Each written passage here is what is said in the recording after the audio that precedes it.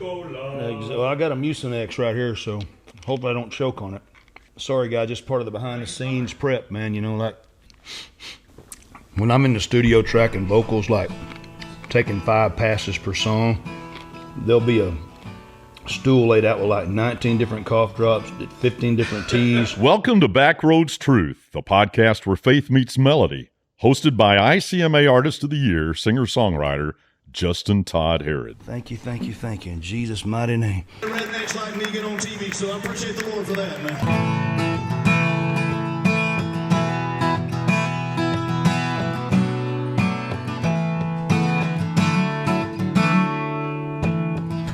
People said you wouldn't get very far without a college degree.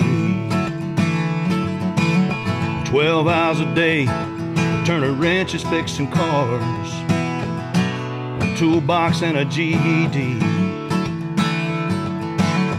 No cap and gown, he's not Beta Chi. He still holds his head up high. But no Ivy League diploma, no PhD. He's worked for all he has. Not a valedictorian with a pedigree, just 2 hard-working hands. Another graduate with honors from the working class.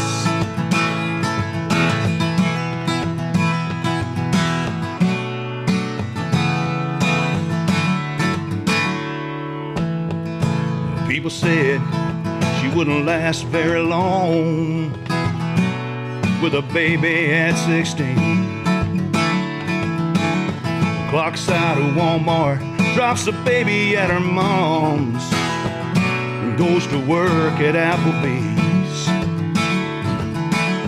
No social club, no sorority. She's being all that she can be. With no Ivy League diploma, no PhD. She's worked for all she has. Not a valedictorian with a pedigree, just 2 hard-working hands. Another graduate with honors from the working class.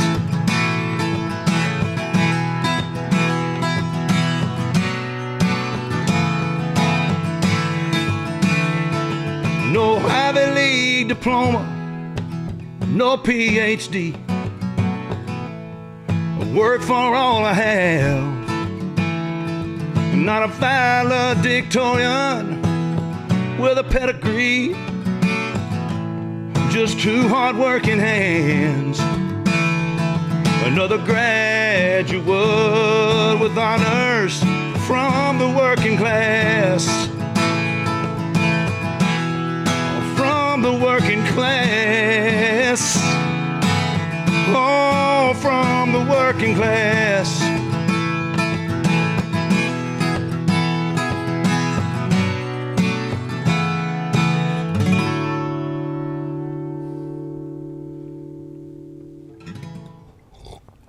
Get me a sip of that good old blue collar working class coffee. Hope you enjoyed that song. It's called The Working Class. And like all the songs that I try to write here on Backroads Truth, it's just about real people, real stories. And today you're going to meet a real person who kind of fits that mold, but actually he's a little different. He's kind of an enigma, or maybe he's kind of like, one of those guys that's very fascinating. And I think you've seen him before. Matter of fact, I know you have, because he was in our video that you saw, The Power of a Second Chance. And so before I introduce him, I'm going to go ahead and put on my good old farming ranching hat here. And because this guy, he's a farmer to some degree, he's a rancher. He also is about as blue collar as it gets, but he's taking it to a little bit another level to be not only the cigarette puffing, pool shooting preacher in the video, but now he does a lot of other cool things. I want you to meet today my good friend, Mr. Larry Wells. Thank you, Larry, for coming back with us, buddy. Good to see you, man.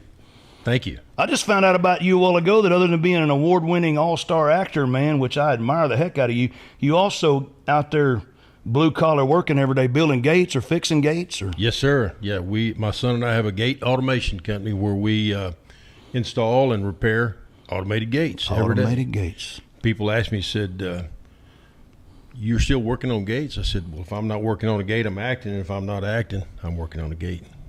That's working class to me, man. This is a guy now that can, as you'll hear in a minute, appear in several roles that really are going to show you just what a real down-to-earth guy he is. But tell us a little bit about gate automation. How many gates are around? I mean, how many do you do, or is it a big demand, or just give us a little background on that, would you?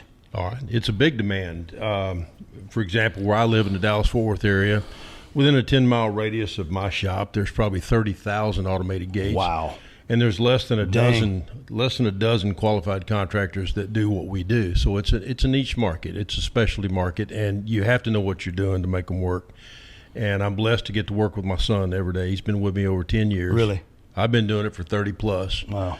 Still love it. I get up happy every day. Wow. I get to go work on. I'm somebody's hero every day. I show up the gate. They can't get in. They can't get out, but I fix it. And it's just something I love to do. You would be my wife's hero because we just recently had to get ours fixed, and it wasn't an easy task, man. I know. But, you know, I found out something about you, and you guys, you wouldn't believe this, but I can promise you I didn't believe it. But you're 69 years old. Yes, sir. 68.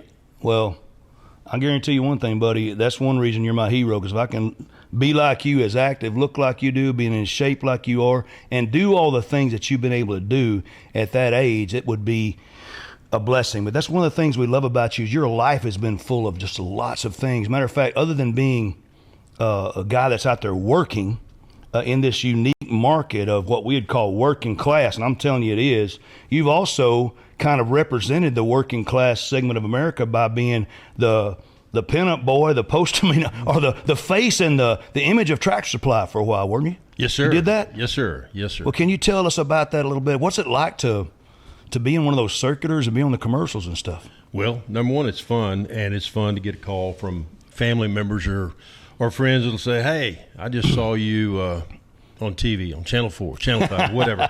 That's a lot of fun. Right. Never dreamed I'd be doing it, but my son was in Tractor Supply 2 weeks ago to get some bolts and nuts, and he called me up, and I was sitting in the truck doing invoices, and he said, Dad, come here, I want to show you something. And on display is a big display of me jump starting a truck, in Tractor Supply. But Tractor Supply has been a fun run. It's opened a lot of doors, and I wouldn't trade it. I enjoy it.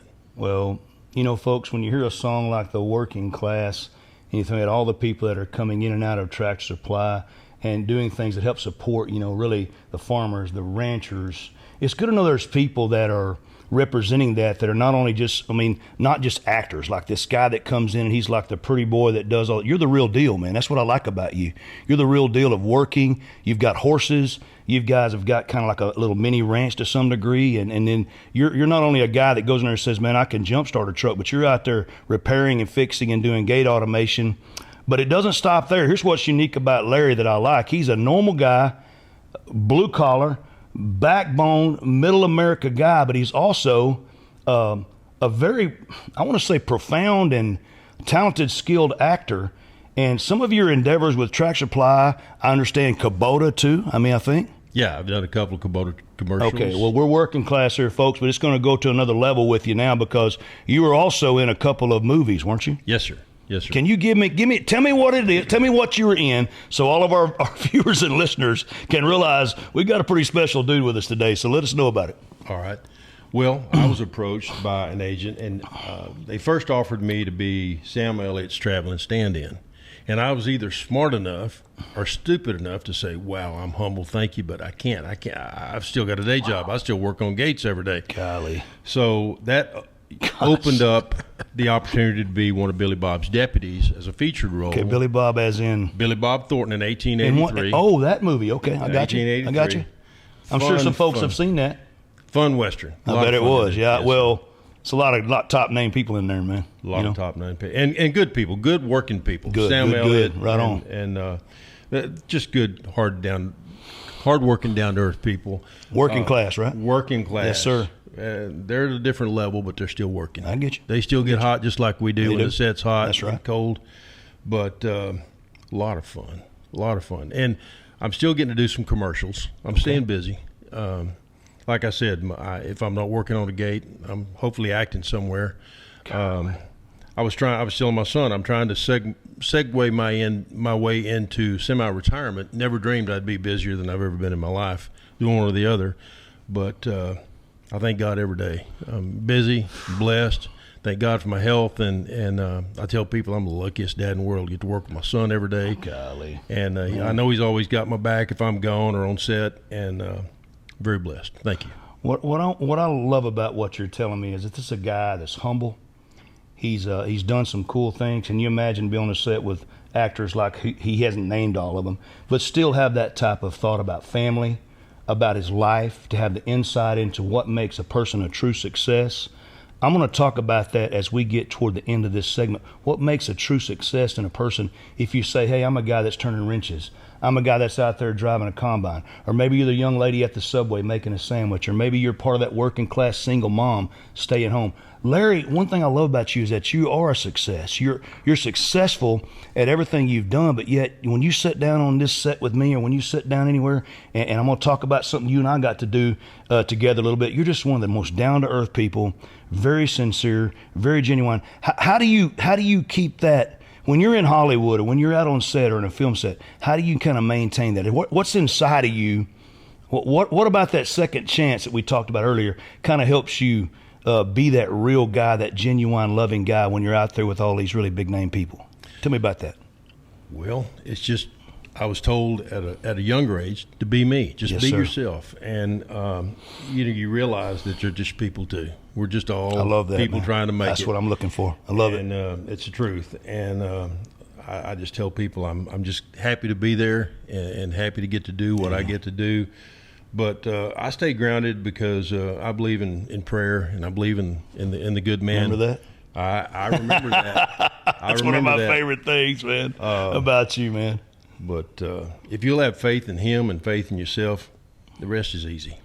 Well, I'm going to tell you something. I know you already know this, but I want to reiterate it to you. I'm sure you're a light, man, wherever you go. I'm sure that you are a light, whether you're doing a commercial, whether you're shooting film, whether you're around whoever. I know that you're a light because you are a light to me. When I first got to meet you, of course, was on the Power of a Second Chance set. And when I first saw you, I thought, man, this guy's the real deal. I could just tell you're a man's man. A lot of just bravado, man, in your personality, but yet, that humility and that. And so we hit it off right around the beginning, I believe. And then, I don't know, man, I've got approached about being in a movie, and they told me that you were going to be in it. And I'm like, oh my God. I was intimidated from the very beginning because I thought I'm going to be with a pro, and I'm not a pro actor. I just want to be. I want a retirement plan, so that's what I'm hoping for one of these days. But you and I did a little film together. We started one, and we're still in it's still in generation mode right now. We're still kind of getting together. But it was called Gun, and I played, you could tell by the looks of us, he's the good guy, I'm the bad guy. I mean, there's no reason to try to go and explain that. But I played a guy named Johnny Kane, who was the bad guy, and you were Captain Gable Gunn of the Texas Rangers, and we had a really good time doing that, didn't you? I did. We had a great time. And the irony is, prospectively, like my life, I was close to retirement. I'm portraying a Ranger that's almost going to and you are my last case. You're my last run, and I've got to go get you. I know, I love it, man. And so I love it. I see some irony there, but it was fun getting to work with you and getting to work with all the crew and the production guys. Gosh, yes. They were all awesome, but I think we're going to pull this thing back out of the ditch and make it work. I hope so. I think the message is incredible. If somebody will watch it and listen to it, yes, sir. I think it's just like the Power of a Second Chance. Everybody That's where I'm going. Views it and looks at it comes away with a little different perspective, and maybe it's touched their life in a different way that it's touched your life or my life or anybody else's. That's why I believe in it. You're also friends with the major star. Once we get this, now we're still in a generation phase of trying to get it done and doing some things to really make sure it's going to be exactly what it needs to be. But you're really good friends with one of the probably main star, which is Mr. Buck Taylor, right? Yes, sir. Yes, sir. I am good friends with Mr. Buck Taylor, and his story and his life is amazing. I mean, this guy is Still working, still Yeah. very active. Matter of fact, today's his birthday. Happy birthday, Buck. Happy birthday, Buck Taylor. Golly, sir. Mr. Buck Taylor.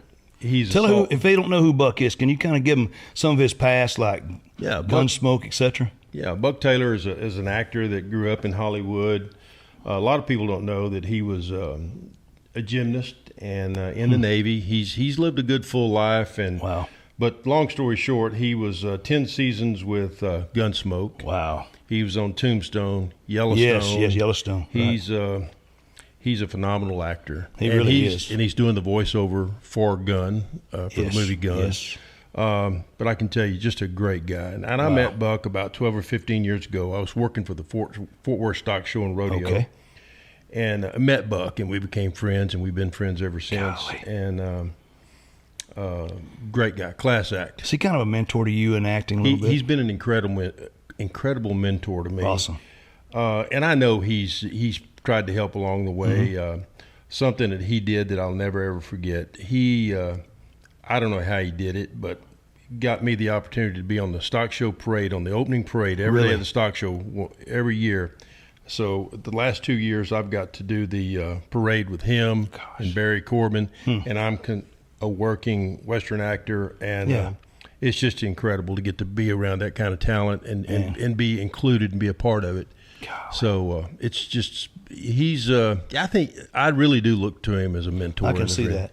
I can see that, and you're probably that to some other people. You are to me. I mean, I would say just you've kind of been that way to me, to see a guy that, as we're talking about normal, average people, you won't get more down home, backroads country redneck than me.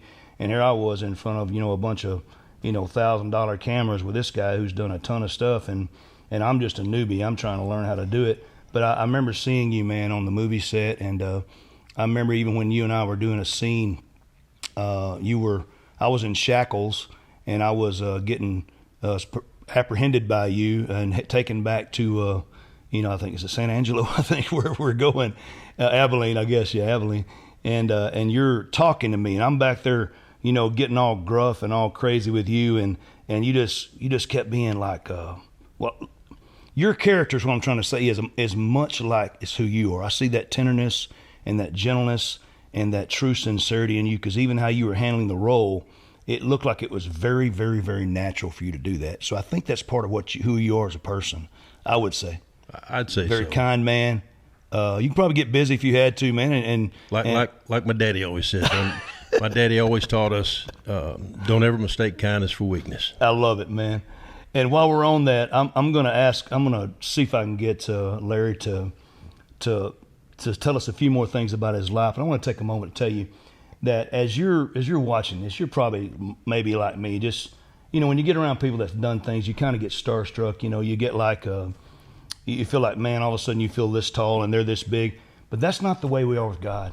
God looks at everybody in a way that you're special. You matter to Him. You matter to God. Whether you've ever been in front of a camera, or maybe you're saying, I'm at home baking cookies and I'm taking care of 3 kids. Let me tell you something. You're part of the working class. You're doing something important. And you may not think that's successful, but that is true success, to find your purpose and your purpose in life, to do what you know that is right in your life to do. And listen, when I write songs, I'm always thinking kind of broad strokes, Larry. I'm always thinking, how is this song going to be able to tell a bigger story? Well, here's what I want to focus on. Here's a guy that's been doing gate automation, building gates for 30 years, built his own company, he told me earlier that 70-something round bales of hay. And meanwhile, he's on the Tractor Supply TV ads, and he's on the Kubota ads, and he's on with, a major movie with names he could drop, but yet he's down to earth. Success, I think, sometimes you could package it that way if you want to, and you could say, I'm successful because I did movies. I've got a business. Listen, what if you don't have that? Are you still special? You better believe you are, because God loves you. God loves you. He made you in His image to have the greatest success story of your life, and it's not being in movies. It's not being on TV. It's not being able to play the guitar. It's having a relationship with Him. That's the success story that I know is the greatest success story in life. Larry, you have that success story too, don't you? To know God Yes, sir. and to have that relationship with him. I know you do. I'm thankful. Thankful to him every day. Amen. And you're able to even like to probably in your business, in your, because in the video you were saying you were pretending to be a preacher, but I've heard you speak about the Lord, and I don't think there's no pretending about that. I think it's really in your heart. It's really in your life. I know it is. I know it is. Well, I want to say this to you guys, man. I'm gonna ask Larry one more question, and I want him to just maybe tell us all the answer I think that we're all looking for today as far as working class. Everything you do, Larry, I bet you, if it's building gates, fixing gates, or if it's acting, or if it's doing commercials, I bet you do it with some type of contentment and some kind of happiness in your heart, don't you? Yes, sir. You do? I do. You feel like it's your purpose? I feel like I know it's my purpose. Right on. You think that God has a purpose for everybody? Absolutely. Wonderful. You just got to let him. When you ask for his help, you got to let him help you. Okay, let's just focus there for a minute. How do we do that? How would we really figure? We have to surrender, right, to the Lord. You have to surrender. And when you're struggling and you're down and you're needing that help and you ask for help, allow it to come in. Allow it to come into your life. Allow him to help you. Don't try to tell him how to do it or show him how to do it. Let him do it. He's way stronger, way smarter than you are. Sit back and let it happen. And that's kind of how the whole acting thing came to you, wasn't it? Yes, sir. God just opened those doors? He opened those doors. And you walked through them? And I walked through them. Wow. Listen, that's what I want you to know. Don't you give up. Don't you dare give up on thinking, well, I've never done anything profound in my life. Listen, you have, and you just don't know it. But I believe also there may be some things in your life that hasn't opened up yet. So, Larry told me something a while ago. He said, if I can do it, anybody can do it. And that's not just about acting or being a person who's been on a major movie. That's about doing anything in your life that has that kind of purpose. The most important purpose I think that I would say you can do right now is have faith, not only for good things in your life, but have faith where it all begins. The greatest thing that can happen in your life is to have faith in God through what Jesus Christ has done. You want to talk about a working class guy. Jesus was a carpenter. And the Bible tells us that he went about on those shores of Galilee and through that dusty old terrain, building things, fixing things. There wasn't automated gates back then. They were building chairs, they were building things and working on the little carpety things. And he worked with his hands, but his greatest work he ever did was when he gave his life for you and I, that we could have the very beginning of the greatest success story that you'll ever experience in your life. And that's having a relationship with God through faith in Jesus Christ. And listen, you know how I know this? Because God loves you. He loves you. And he has a purpose for your life that can start from there. But I bet if I were to ask Larry, hey, could you do this without God's help? I bet if I ask him, could you really have peace in your life without God's help? I bet if I even ask him, matter of fact, I will right now. Could you really get up every day at 68 years old and do all the things you do and have the peace and the purpose and be able to do the things you do without God being inside of your life? Absolutely not. Okay. Well, I'm going to second that motion by saying I couldn't either. I've never really had major success, a little bit in music, and I've done a lot, but I always tell folks, you might can outplay me, outsing me, outwrite me, you will not outwork me. That's what I tell people, because I know how hard I work and what I do to do what I believe God has called me to do, but I could not do it unless I knew I had that destiny of knowing that it's something done unto the Lord to bring him glory. So anything you do out there, whether it's like that song says, he didn't have the college degree, he wasn't Beta Chi, she didn't get the sorority club, she didn't get all the social clubs, she's a woman working at Applebee's, working at Walmart, taking care of a kid and making a living. That is true success to me, and I'm telling you, most of those people that I've met have got some type of relationship with something bigger than themselves. They have some kind of power, some type of way that they can say, I can get up and face another day to do what I do because I have hope. I want you to have that hope today. I want you to have that hope, and that hope begins by knowing Jesus. You can do that by just simply saying, Lord, I believe that you died for me. I believe that you rose from the dead, and I trust you today to take charge of my life. I'm part of the working class. And you know what? As you become now a person who starts to see your destiny, please never underestimate how much God wants to use you and can use you. We've got living proof right here with Mr. 1883 himself, Mr. Tractor Supply, living proof. Larry, I want to tell you, man, I admire you. I respect you. Will you come back and be with us again? I'd love to. I'd like to talk a little bit more next time about the movie Gun as it starts to develop, and maybe me and you talk about our roles and how we enjoyed that. But I'd just like to have you back just to hear more about your life, more about the things you've done. You have had an amazing life, brother. We're going to see you down the back road. This is your old Backroads Truth troubadour himself, JTH, saying bye-bye. We'll see you down the back roads.